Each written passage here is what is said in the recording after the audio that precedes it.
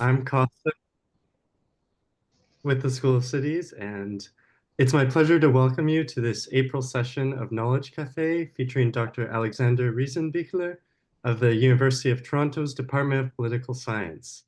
Now, before we begin, I'd like to acknowledge that the land on which the University of Toronto operates is the traditional land of the Huron-Wendat, the Seneca, and the Mississaugas of the Credit. As we listen to today's session, we invite all attendees to reflect on the colonial histories of the lands they are joining us from and work towards futures that are more just and equitable. Knowledge Cafe at the School of Cities is a monthly speaking opportunity for members of the U of T tri-campus community to present insights and highlights of their research on a theme that is important and relevant to cities. It provides a platform for faculty, students, and researchers who are working to uncover solutions to creating more just, equitable, sustainable, and prosperous cities. So today's session features Dr. Alexander Reisenbichler, as I mentioned, and Alexander is an assistant professor of political science at U of T. His work explores the political economies of Western Europe and the United States with a focus on housing, credit, and social policy. Now, before I turn over the presentation to Alexander, I'd like to remind everyone of just a few housekeeping items. First, you'll notice that all microphones are muted for the duration of the presentation. If you wish to ask a question live during the question and answer period, you can request to be unmuted and a staff member will assist you. You can also use the chat function to type in any questions you have at any time, and they'll be collected and we'll try and get to as many of them as possible at the end of the presentation. And finally, please practice respect and good etiquette. Anyone who demonstrates inappropriate language or behavior will be removed. And just as well to note, the session is being recorded. So without any further ado, I'd like to hand over today's session to Alex. Yes, thank you very much for the generous introduction, Costa. And also thank you to the School of Cities and the team that is putting the Knowledge Cafe together of Austin, Nora, and Costa again. And thank you for giving me the opportunity to present some of my research on the German housing market and German housing policy today. And I think it's a very timely topic because much like in other countries like Canada, housing has become a hot button issue in Germany in recent years. It's very much part of the mainstream political conversation, and it has become a major, major social issue in the country. And let me show one of the reasons why that is the case. Property and rental prices have really skyrocketed since 2010. As you can see here on the left side, you can see that property prices have increased by more than 70%. This is data from the Bundesbank, Germany's central bank. House prices have actually come down more recently, but still they're 70% higher than they were in 2010. In terms of Germany's very large rental market, the picture is not much better. You can see that rental prices have increased by more than 60% on average, although much more in bigger cities like Berlin and Munich and Stuttgart or Hamburg. And this is for new rental contracts, so 60% on average for new rental contracts. And you can also see the dotted line here, which is very important, which is that rental prices for existing tenants, existing renters, have increased by 25%. And that is because Germany has a system of flexible rent controls. And that is why that number is a little bit lower here. Of course, the reaction of German residents has been quite remarkable in that there was a lot of backlash against rising housing costs, right? So on the left, you can see large-scale demonstrations as part of the so-called rental madness protests. So this is a demonstration in Berlin that featured 40,000 people, which is quite a significant number in 2019. But it's not just a Berlin-wide phenomenon. There were also protests in other German cities, Hamburg, Stuttgart, and so on, the ones that I mentioned before in Frankfurt. And what's perhaps even, or what made even more headlines was a 2021 Berlin-wide expropriation referendum of expropriating from commercial landlords like Deutsche Wohnen and Vonovia. So there's this grassroots group in Berlin called Deutsche Wohnen und Co. enteignen, which essentially forced the Berlin government to hold a referendum on expropriating from large commercial landlords. So there were 200,000 apartments in question. And much to the surprise of commentators, the referendum passed with an overwhelming majority of 56 or 59%. I constantly find both numbers, so don't name me down on the exact number, but it was an overwhelming majority in favor of expropriating from commercial landlords in Berlin. And the referendum passed because these companies like Deutsche Wohnen and Vonovia were basically seen as these speculative, profit-driven, financialized companies, which are driving up housing costs in the city of Berlin, which is a city in which 85% of people rent, right? So the homeownership is extremely low in Berlin. The homeownership rate is only 15%. 85% in Berlin actually rent their apartments. So compare this with Toronto, where about 2/3 of people own their own home and 1/3 rent, if I'm not mistaken. Now, to be clear, the referendum is, even though it passed, it is non-binding. So expropriation hasn't actually happened in Berlin yet, but it signals or captures very much the public mood in Germany, which is this deep disgruntlement with rising housing costs. And of course, politicians have taken notice of that. And politicians across the political spectrum, from the left to the right, have repeated the same type of soundbite and called rising housing costs the new social question of our time. So you can see, for example, the former federal housing minister Horst Seehofer from Bavaria, who said, "Housing, I cannot say it often enough, is a social question of our time." So that's a center-right politician. And then you hear the same kinds of statements from the left side of the political spectrum, from the Social Democrats, who said housing is the big social question of our time. And of course, the social question is sort of a historically loaded term, partly referring to the housing plight of the 19th century in Europe that was caused by rapid industrialization and urbanization. So in short, there is this growing political consensus in Germany that there is a housing crisis. It is sort of this new social question, and that something should be done about it.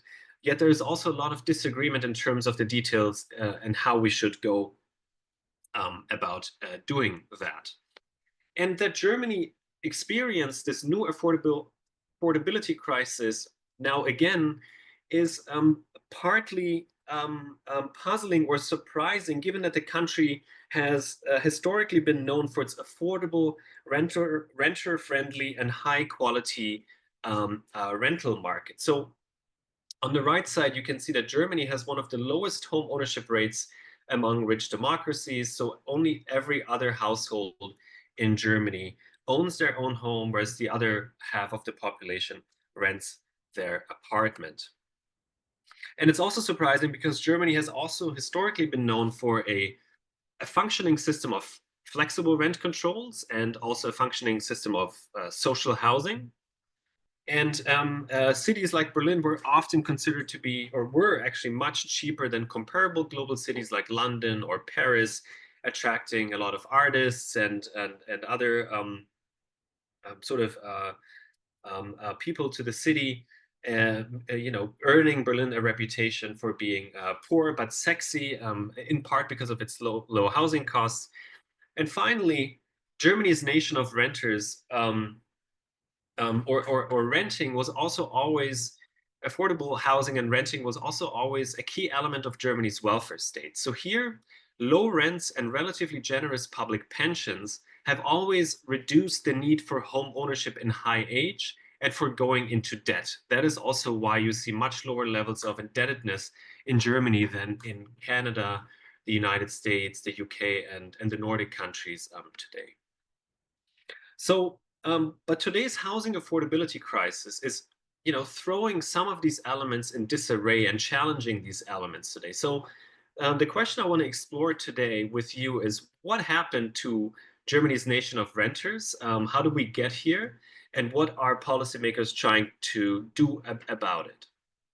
And it is this question, along with others, that I actually also try to explore in my forthcoming book, which is currently in production and will be published over the summer, just in a few weeks, hopefully from now, which is a study that compares housing programs in the United States and Germany from the early 20th century until today. So in the book, I do explore tax programs, mortgage programs, rent control, social housing, and other policies that were important over the past century. And I draw these conclusions from the archival research that I've done in both countries and also interviews with politicians in both countries. But today's talk, as I mentioned at the outset, is mostly concerned with the findings from the book that speak to Germany. And so the German story is central to today's talk. And I think it's always important to sort of contextualize where we are today by looking at how history actually shaped Germany's nation of renters and how we ended up with this nation of renters in the first place. Of course, it can go even further back in history, but for the purpose of today's talk, I'm going to start with World War II, which of course was a major, or the aftermath of World War II was a major moment in Germany's housing story because it was such a monumental housing crisis at the time.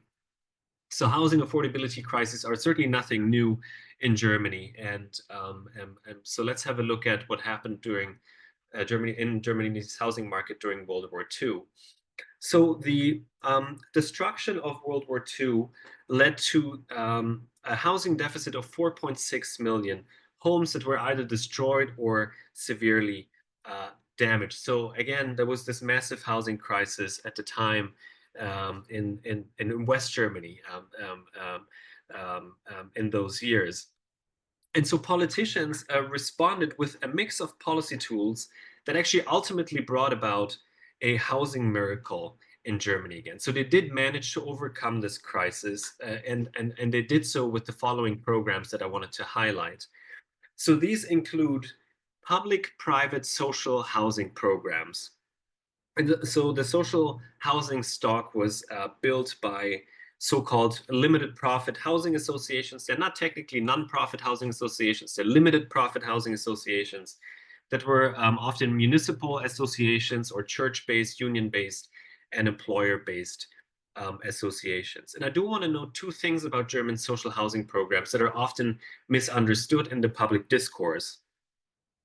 One thing to highlight is that in contrast to the US and the UK, for example, social housing in Germany was not exclusively operated by the German state.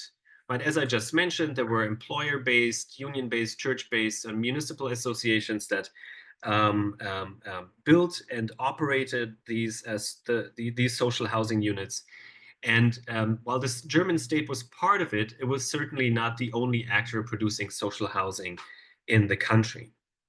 And the second thing that is frequently misunderstood about German social housing programs is that these programs, which were effectively subsidized loans, went to both rental investors and also homeowners, right? So there was always this sort of balance between subsidizing renting and home ownership, even though the rental market received the vast majority of funds.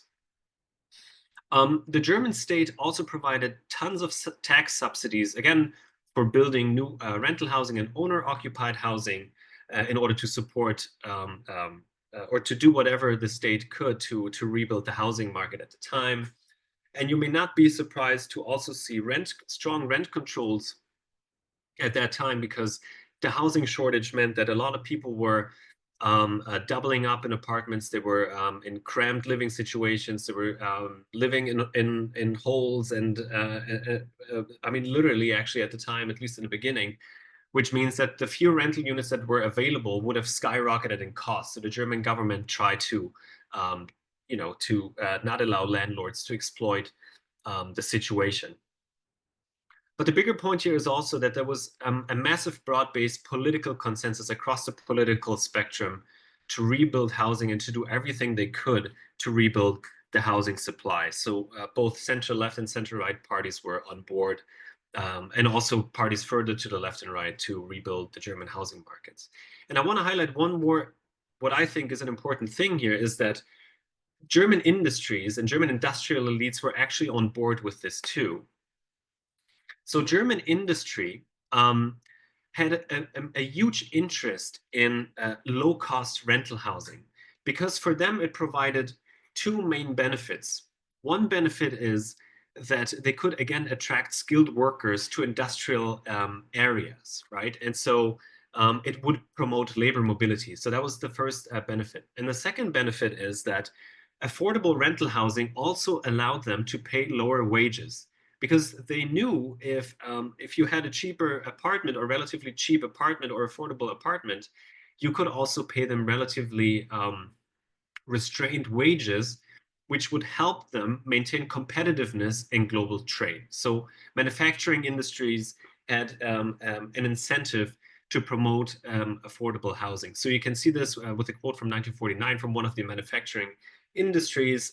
So I quote, employees have to travel long distances to work, which not only means higher costs, but also lost time for them. It is very much justified for macroeconomic reasons to especially support building new housing for employees. So that was benefit number one, labor mobility. And Germany's very strong labor unions speak to the second major benefit for industries, which is lower wages, right? So because labor unions are very strong in Germany, at least especially at that time, and they constantly threatened higher wages should policymakers allow for much higher rents. And that is also what kept sort of policymakers in check and led to a relatively affordable housing market at the time. So housing was not just a social issue in the post-war period; it was very much an economic issue, right? Requiring affordable housing not only to provide decent living for the population, but also to support industries at the time who were struggling to regain competitiveness in global markets.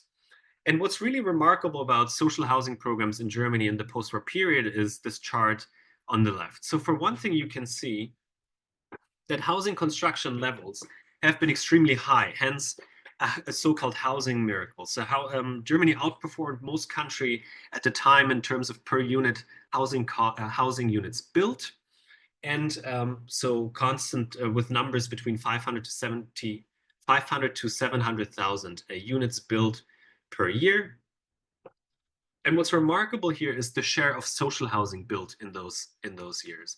So as I note down on the left here is that from 1950 to 1970s, half of all new homes were actually social housing units. So 5.8 million units out of 11.4 million total units were social housing units. So again, let that sink in, right? So every other home that was being built from 1950 to 1970 was an affordable social housing unit in Germany that then basically enshrined affordable housing relatively long into the future, right? Because those social housing units were usually binding for 30 to 40 years. So for that amount of time, they needed to be or remain social housing units before they could be privatized or led into the private market.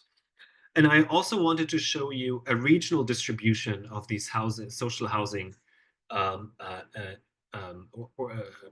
programs, essentially how many units were supported by state or province, if you will. And you can see that North Rhine-Westphalia, Baden-Württemberg, and Bavaria, which are the three most populous states and also the most industrial states, have built the most social housing unit. And what's interesting here is the share of rental versus owner-occupied housing. So these states could technically decide to give priority to home ownership, but they didn't. Most states actually subsidize rental housing at a much higher share than home ownership. And that is for some of the reasons that I mentioned earlier. Industries were pushing for this, and it was also cheaper and more efficient to build affordable rental housing than owner-occupied housing, especially where land was scarce in industrial areas. Okay, so now let's fast forward to reunification here in 1990, when the former East German GDR, the communist state, joined the democratic capitalist Federal Republic of Germany to become sort of one country. And so this was, of course, one of the most celebrated political events in German history, but it also brought about a number of challenges that remain unresolved today. And one of them was how to integrate sort of the Eastern and the Western economies into one economic model and absorb it into the so-called Modell Deutschland, right? And so that was a big question at the time. I'm not going to talk much about that. But what was essentially a part of it is how to integrate the two different housing markets of East Germany and West Germany at the time of unification. And the challenge was that the East German housing stock was in relatively bad shape. Especially older buildings were, a lot of them were dilapidated, as you can see here on the lower left side of the slide, and which means that they were uninhabitable at the time. As is well known, the GDR sort of privileged building new Soviet-style prefabricated homes called Plattenbau. I grew up in one of those in the city of Leipzig. But the bigger point here is that because the GDR left these older buildings in such terrible shape, there was actually a housing shortage of 500,000 homes in 1990 in East Germany alone, right? So housing shortages sort of returned to the new all united Germany. In the west of the country, also housing shortages re-emerged, and that is mostly because of the influx of Easterners from the east to the west, which put a lot of pressure on the housing markets in metropolitan areas in the west. What's also notable is massive differences in ownership structures in East and West Germany. In the East, only 25% of people own their own home. In the West, at that point, it was already over 40%, so 43%. And so there was a massive difference also in terms of wealth, right? So more people in West Germany owned their own home than in the East. So Chancellor Kohl at the time then decided to kill two birds with one stone. So he thought that it would be best to simply stimulate the East German housing market by renovating a lot of the older housing stock, by building new homes. And that would also stimulate growth in East Germany, which was so desperately needed. And in the beginning, it turned out to be, what could be considered a good strategy, right? So Chancellor Kohl here on the left in the city of Leipzig spoke in 1993 in front of thousands of people and said, the housing industry is East Germany's economic motor. And he was not wrong at the time, although it is very, very uncharacteristic of a German chancellor to call the housing market sort of a motor of the economy, because traditionally the motor of Germany's economy is manufacturing and export-based sort of industrial production. And you can see that housing, I'm not sure if you can see my cursor here, but housing production, again, skyrocketed, right? So construction went up to levels last seen in the post-war years. And that's because the Kohl government adopted these massive housing stimulus programs for homeownership, for rental housing. And it even included something that was sort of foreign to the German housing system, which was this new US-style mortgage interest deduction, right? Which the German economy which was not really a toolkit of the German economy. You can find that more in the American toolkit of housing programs that is also subsidizing people's debt, which is something that Germans don't frequently, the German politicians have not frequently done before. So this was part of Helmut Kohl's way of stimulating East Germany's housing market and also the parts of the Western housing market. And like I said, it worked until it didn't, right? So this massive spike in production here was a classic case of overshooting. All of a sudden, you had this massive overproduction of housing, and of course, construction plummeted right after.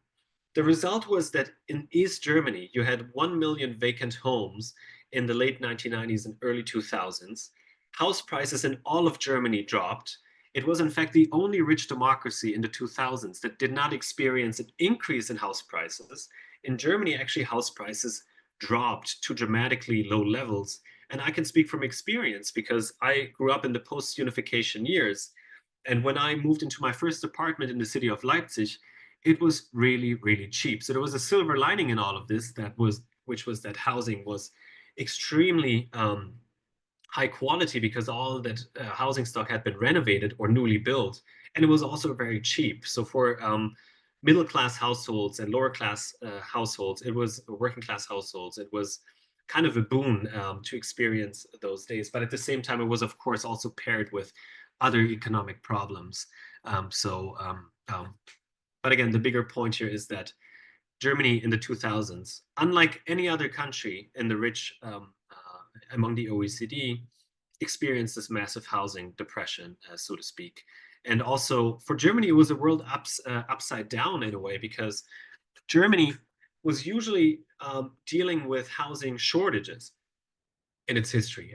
Even in the 70s and 80s, there were shortages in big cities. And now all of a sudden, you had the problem of large scale vacancies, right? And so it was in a way ironic because initially you subsidized building so much new housing, and then a couple of years later, you subsidized demolishing housing, especially in East Germany. But this brings us back to today, as I promised you in the beginning of our talk. So the context of the 2000s then was vacancies, a depressed housing and construction market, and very grim demographic projections. So if you have a look on the lower left here, the Federal Statistics Office in Germany calculated that by 2050, Germany would only have 68 million people. So because of its low fertility rate and relatively low migration. Now, of course, that projection is very wrong because we're already now at 85 million people. And so, but this is what informed policymakers' thinking at the time, meaning that they thought that housing shortages were simply a thing of the past, right? Because they saw, okay, we have vacancies, our population is shrinking and declining. So we can basically get rid of a lot of housing programs, which is exactly what they did. So they privatized social housing units. You can see that the social housing stock halved from 2006 of 2 million social housing units to just 1 million in 2019. And this is just over a period of 13 years. So the social housing stock halved in those years. The federal government also eliminated federal social housing programs in 2006, which turned out to be a very far-reaching and ill-informed decision. And they also reduced privileges for these nonprofit and limited profit housing associations that have essentially helped rebuild the country in the post-war period. So in other words, housing programs became victims of austerity and structural economic reforms especially in the 2000s. So I just want to say a few words about how the privatization of social housing went down in some of the cities that I mentioned before. So effectively, municipal authorities sold their social housing stock to private investors in order to consolidate budgets. I mentioned Germany was not doing well in the 2000s. It was coping with lots of budget deficits, rising debt, especially from municipalities. So the municipalities thought it was a good idea to simply sell off their social housing stock to make a quick money. And by the way, this is also different from the UK. Let's say the right to buy program that was initiated by Margaret Thatcher. So housing units were not sold to tenants. Housing units were sold to investors, right? So the city of Dresden in the east and the state of Saxony, for example, is probably the most well-known case here, sold all of its 48,000 rental units in 2006 in this $1 billion deal to this investment firm Fortress via this other firm GAGFA. Lots of detail here. This company is now owned by Vonovia. But the point is that they basically gave it away for almost nothing, right? So if you do the math here, 48,000 units in a $1 billion deal is 20,000 euros per unit. That is the amount they were asking for in this deal. In Berlin, the story um, um, was different in that they retained some of its social housing stock, but they also dramatically reduced it in the last 20 years, and it reduced from 200,000 to 100,000 social housing units. More generally, I think more than at least the numbers are kind of hard to come across, but this is data from the federal um, housing agency, BBSR, they're called, and they calculated that 700,000 federal, state, and municipal housing units have been privatized just between 1999 and 2011. And again, the bigger point is here now that it really deprived policymakers of the tools to tame rents and to provide affordable housing in the long term. So this was a very short-sighted decision because housing markets, as we know, are cyclical, and there are demand shocks to housing markets that you do not necessarily foresee, and this is precisely what happened. Now Germany is facing this new affordability crisis um, in the country, and there's a couple of contributing factors that I list here. Germany all of a sudden becoming this economic superstar, people making more money, rising wages, there's higher income, so people also have more demand for housing. Again, I mentioned before that Germany's population grew. There's this overall trend of declining household sizes. So we do have more single households of, let's say, elderly people or single people, and people also have higher housing expectations than decades ago, right? There's a very important part here which is related to money. The European Central Bank, of course, reduced interest rates to almost zero after the global financial crisis of 2008 and 09, which really stimulated demand both by households and, this is the next point here, by global investors who discovered sort of this gold mine in Germany because there was this depressed housing market. And like I just mentioned, the American hedge fund firm Fortress essentially bought 48,000 units in a $1 billion deal, right? So there was a lot of money to be made in the German housing market, and investors jumped on that opportunity given that money was so cheap. And at the same time, supply couldn't keep up with demand, right? So if you have this construction slump that you could see in the chart, it means that it's very difficult to ramp up production at this quick turnaround here. And that's because some of the largest construction firms in Germany, Holzmann AG, for example, went actually bankrupt in the early 2000s, right? Limited profit housing associations, I mentioned it before, were financially starved. So they didn't have the capital and the capacity to really ramp up production. So that was one big issue. And of course, as is the case in Canada and the US and elsewhere, strict land use regulation and NIMBYs have made it relatively difficult to build and develop new land. There was this other referendum in Berlin, for example, that prohibited or that said that voted with a majority that the former airport, Tempelhofer Feld, which is this huge piece of land in the city of Berlin, should not be built on and preserved as some kind of public park. And so this, all of this makes land and development more expensive because it makes land scarcer, right? And of course, more recently, material, labor, and financing costs have increased with inflation. All of this led to this price explosion that we've seen elsewhere too. And but specific to Germany is that policymakers actually did have a lot of the tools available from the post-World War II period, but they decided to eliminate them in the 2000s. And now very few tools were left in the toolbox.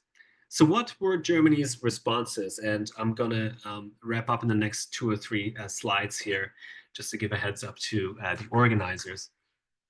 At the federal level, German policymakers, this was the Merkel government, introduced another form of rent control, which was the so-called Mietpreisbremse, rental brake, to limit increasing rents for new rental contracts. So Germany has always had a system of flexible rent controls for existing contracts. So this one was for new contracts. They also introduced small federal subsidies for social housing again, which they gave to the provinces, to the German Länder, and so they could then boost their social housing activities. They also adopted some very small scale homeownership programs and incentives for private rental investors. And finally, they also brought back some modest tax incentives for these limited profit housing associations. However, and this is going to be the point that I'm going to drive away in the end, all of this was nowhere near enough to solve a housing crisis that we're seeing right now. So $1 billion here or there for social housing or homeownership programs or for rental investors is just simply not enough to turn the housing market around in terms of affordability. For Berlin specifically, we've seen a rent freeze, a Mietendeckel, which is the strictest form of rent control in a way, which meant that rents were frozen to 2019 levels and could not be increased by much unless it's a very new development or a new or luxury development that was excluded from this rule. But the Constitutional Court quickly ruled it unconstitutional because it said that a German province like Berlin does not have the constitutional authority to do this kind of rental price regulation because it's a federal authority. So that policy went away. I mentioned in the beginning the expropriation referendum. So is this going to happen in Berlin? Will large-scale commercial landlords be expropriated from? I think the answer is that it's very unlikely, particularly with the CDU being in the Berlin government now. But what is true is that city governments are now, that's not just Berlin, that's all cities in Germany. They're actually buying back housing stock again. They have a so-called Vorkaufsrecht, which means a first right of refusal. So let's say if any big building goes on sale in the city of Berlin, the city of Berlin has the first right to buy a property, and that, I think, that ultimately is a good thing. It is just extremely expensive, and it's sort of sad to see how cheap cities have given away social housing stock, and now they're rebuying it for a much higher price. That's very, very bad economics there. And you can see that one of the big problems in Germany today is that housing construction remains very low, right? So we barely reached 300,000 units in the unified Germany, right? So, I mean, look at this. In the 1970s, in West Germany alone, more than 700 units were produced. And today, the industry is struggling to even produce 300,000 units, even though Chancellor Scholz and Merkel and I presume the incoming Chancellor Friedrich Merz have set the goal of producing 400,000 units per year, which is the number that is needed going forward, but we're nowhere near those levels right now. And if you have a look at the new coalition agreement between the Christian Democrats and the Social Democrats as of April 2025, there's a lot of reason to be depressed when it comes to affordable housing. Yes, there are some good elements in there to sort of speed up the building process, to extend the rental break, Mietpreisbremse, to provide some more tax incentives and more subsidies for social housing. However, I don't think it's nowhere near enough to provide more affordability on a larger scale in Germany. And it's also quite depressing to see that many of the climate-friendly housing programs were cut or are planned to be cut in the future here as well. So what are the main takeaways of my talk today?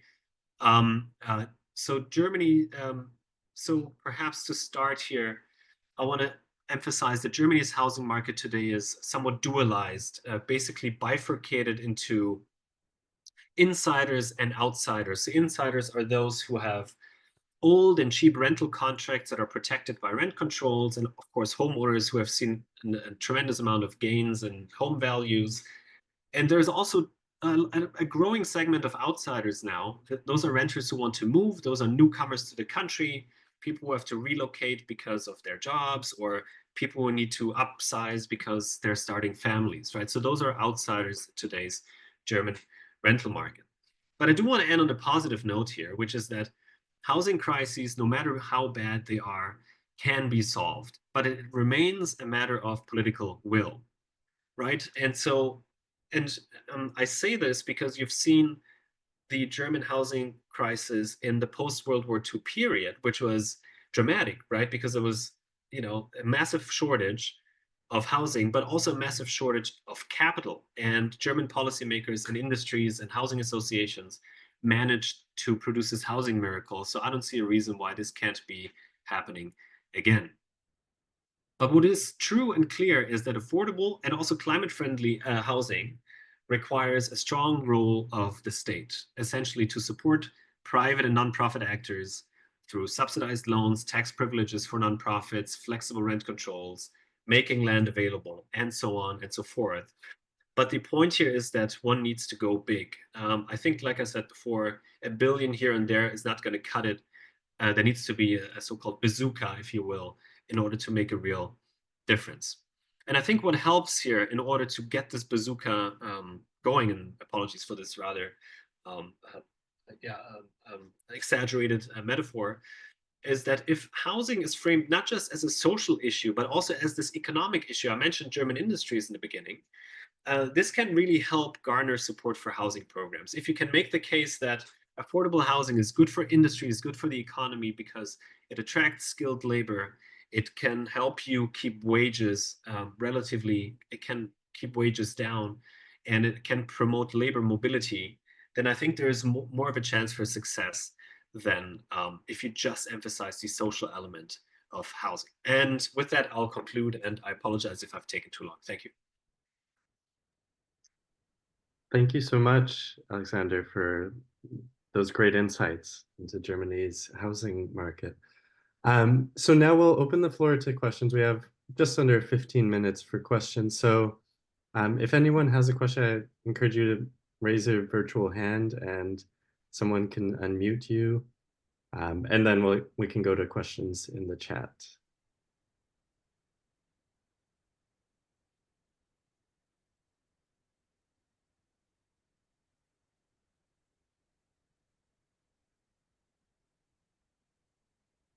All right, so as people are thinking of questions or raising the courage to ask a question, there is one question I see in the chat, which is from Tom, which says, based on the research you have done for the book, can you see parallels in terms of what Germany needs now to address its housing crisis and what can be done in the US, or let's say Canada as well, to address their housing issues?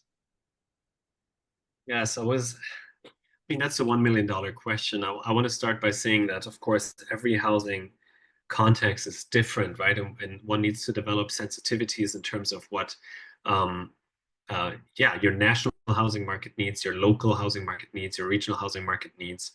And I think a good way to start would be just to look into historical precedents in one's own country in terms of what worked in terms of producing affordable housing.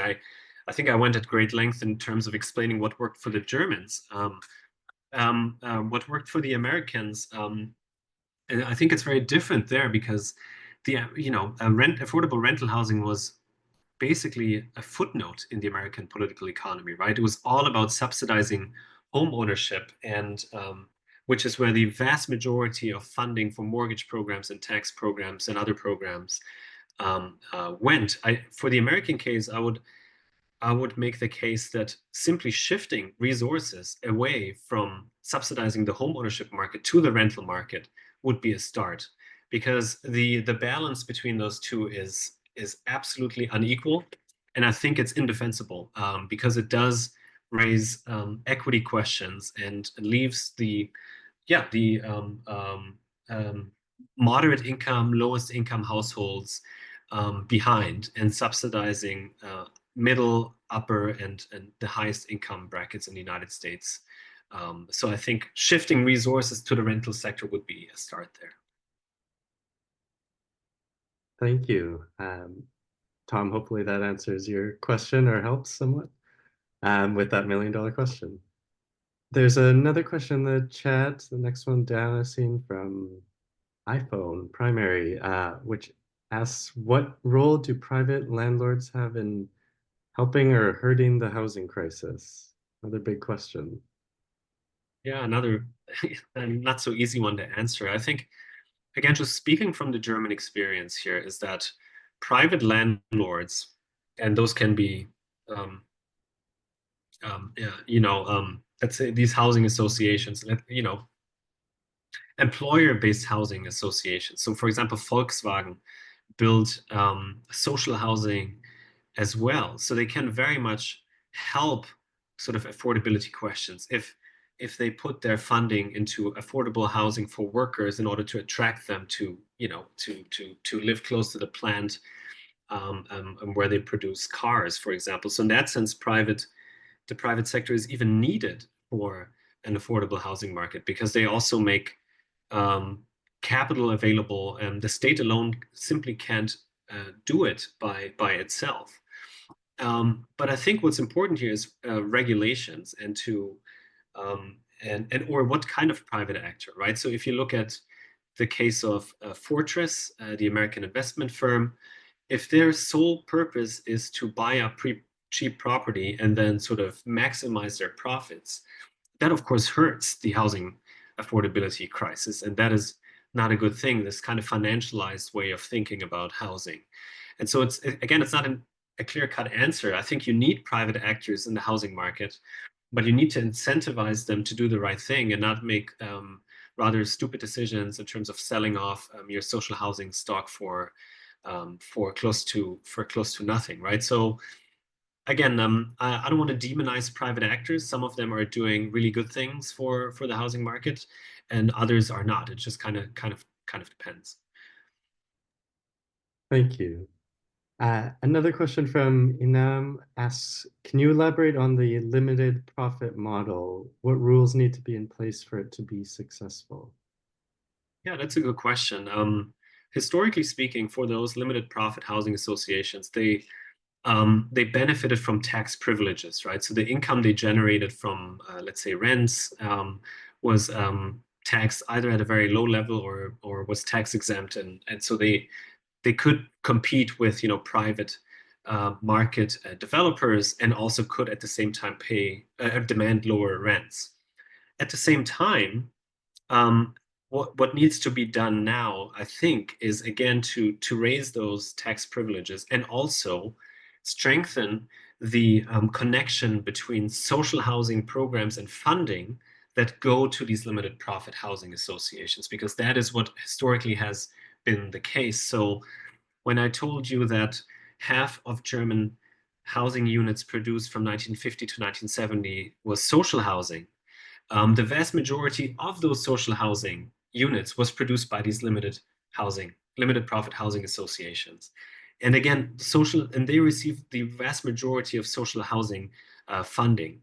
And the roots of these associations actually go back to the 19th century, and they had specialized in building multifamily housing and rental housing back then already. But for today, because they were starved of financial incentives and government programs in the 80s, 90s, 2000s. Now it will take a rather long time to build them up again, and we may not see them grow to the dimensions that they once were. But I think if you wanted to do it, you have to give them tax privileges and you have to link them up with social housing programs.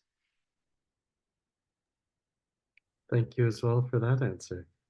Well, we've got lots of questions. Yeah, we'll see what we can get to. And as Austin, I think, posted in the chat, if we can't get to all these questions, then they'll be shared with Alexander afterwards for his consideration.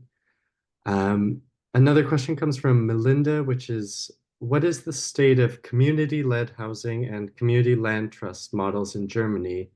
Are there things that Canada can learn from the sector's work in Germany? Yeah, that's a good question too. And I'm not extremely knowledgeable about that, but I can say that Berlin and other cities have started these um, um, um, cooperative Bauland. So, okay, I'm going to say it in German and then in English. Kooperative Baulandentwicklung, which means cooperative land use development.